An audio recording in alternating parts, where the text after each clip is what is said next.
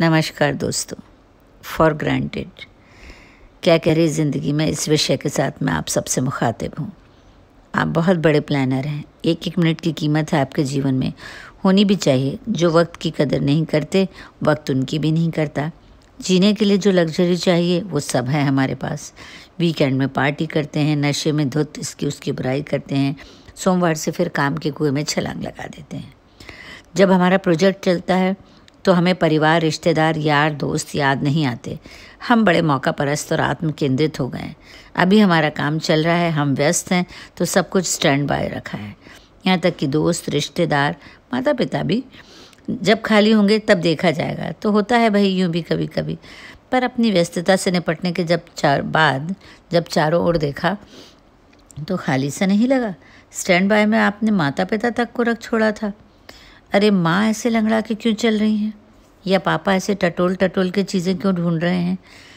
अरे चीकू बेटा आओ वीडियो गेम खेलें। सॉरी पापा मैंने जिम ज्वाइन कर लिया है। पर तुम्हारे फिजिक्स के प्रोजेक्ट में तुम्हें हेल्प चाहिए थी ना। पापा वो तो पिछले हफ्ते था, मैं रेडीमेड ले आया था बुक स्टोर से। बताइए, आप जैसे इंजीनियर बाप के होते हुए बेटा बाहर से प्रोजेक्ट बनवाता है। पर आपका पैसा कमाना भी तो उतना ही ज़रूरी है ना, तभी तो वो इतने अच्छे स्कूल में पढ़ता है। टेबल पर विजिटिंग कार्ड देखकर मन उछल पड़ा। सेक्रेटरी को बुला के पूछा, इन साहब से मिलवाया क्यों नहीं। सर आपने कहा था कि मीटिंग में डिस्टर्ब नहीं करना, पर ये तो मेरा बचपन का दोस्त था, सालों बाद बाहर से आया था। जल्दी जल्दी फ़ोन लगाया, उधर से ताना मिला, फुर्सत मिल गई तुझे, बड़ा आदमी हो गया है, अब फ़ोन लगा रहा है। और फ़ोन कट गया। बिटिया भी ससुराल में है, आजकल नाराज़ है। उसके ससुर के देहावसान में मुझे पत्नी को भेजना पड़ा। विदेश से डेलीगेशन जो आ रहा था। घर कुछ ज़्यादा बड़ा नहीं लग रहा आज। राम सिंह माँ पापा को मंदिर ले गया है। मेरा सीना गर्व से फूल जाता है कि कितना अच्छा इंतज़ाम मेरा है। बेटा जिम गया है अपनी दूसरी कार से, पत्नी किटी में गई है अपनी गाड़ी से। घंटी बजती है, पड़ोस के शर्मा जी हैं। अरे आप इस वक्त घर पर कैसे? वो चौंक गए।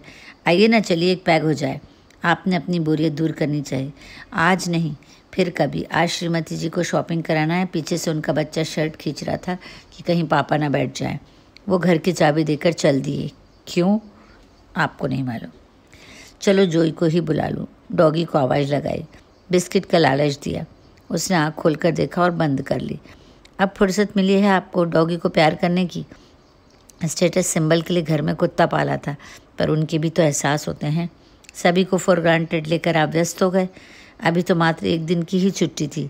जब रिटायर्ड होंगे तब एक आपकी व्यस्तता के चलते आप अपने रास्ते, दोस्त, सलाहकार ढूंढ चुके होंगे। माँ बाप अपने दोस्त सलाहकार ढूंढ चुके होंगे, नहीं खो चुके होंगे। माँ बाप तीर्थ पर जाने की उम्मीद खो चुके होंगे। एक दिन हमारी माँ की तस्वीर भी अखबार में छप जाएगी। तब हमें उसकी एक एक बात याद आएगी कि जब वो घूमना चाहती थी पहाड़ों पे, तब हम छोटे थे, ठंड लगने का डर था। जब वो देखना चाहती थी समंदर, तब हमारे इम्तिहान थे, फेल हो जाने का डर था। जब वो जाना चाहती थी अपनी माँ से मिलने, तब हमारी फीस जमा होनी थी, नाम कट जाने का डर था। जब वो जाना चाहती थी तीरथ पे, तब हमारे बच्चों को हिल स्टेशन जाना था, उनके दिल टूटने का डर था। आज जब बैंक बैलेंस है हमारे पास, तो वक्त का खाता कमज़ोर है और माँ के घुटने का सिसकता शोर है। क्यों ना जो देखा था सारा जहाँ उसकी आंखों से, आज उन्हीं आंखों को दुनिया दिखाएं। थोड़ा मसरूफियत से निकले उसकी तस्वीर बनने से पहले उसे साथ ले, कहीं सैर को निकल जाए।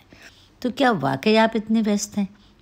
मजबूरी में सही, कोई शादी ब्याह त्यौहार आता है तो आप उसे जल्दी से निपटाते हैं, बिना उसमें आनंदित हुए।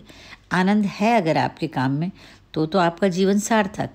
जिनके नाम का हवाला दे आप व्यस्त रहे, वे सब दूर छिटक गए। सोचिए, एक बार सबसे ज़्यादा रिश्तेदार, दोस्त, परिवार की आवश्यकता रिटायरमेंट के बाद फुर्सत में पड़ती है। रिश्ते सारी ज़िंदगी कमाए और निभाए जाते हैं, एकदम नहीं मिलते।